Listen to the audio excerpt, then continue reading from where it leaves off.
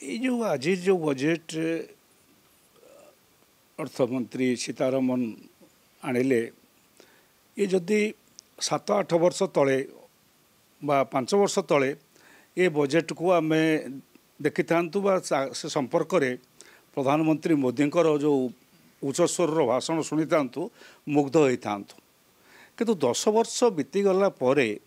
जो भारतर ग्रोथ किछि लोकंकर ग्रोथ होइछि 5-7% लोकंकर 7 जन लोकंकर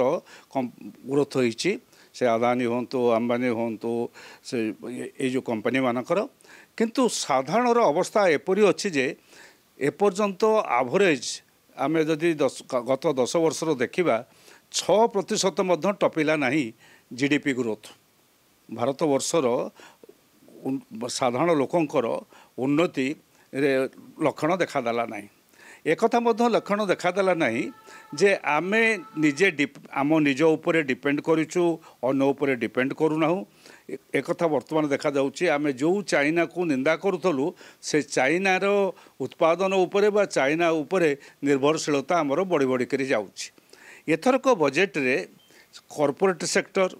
एवं बाहर जो माने इन्वेस्टमेंट करुँच से पुणी थे आउ थे प्रोत्साहन देवार व्यवस्था सब करा जाइछि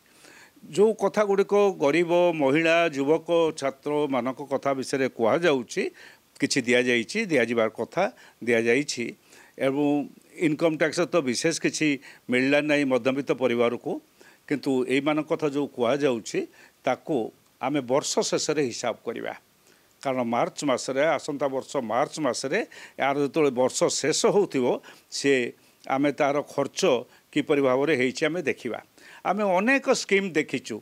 गोल्ड से जो जितेबाला हैला सुना मोनेटाइजेशन गोल्ड मोनेटाइजेशन ता ऊपर जो चित्कार करी भाषण कराइला मु कहीं आउ तापर शुणुना से संपर्क में कई कहूँ अखा कह जाउछि से मुद्रा ये बढ़ाई दिगला 10 लाख टंकार 20 लाख टंका को बढ़ाई दिगला जो इन्वेस्टमेंट तार ये लोक मान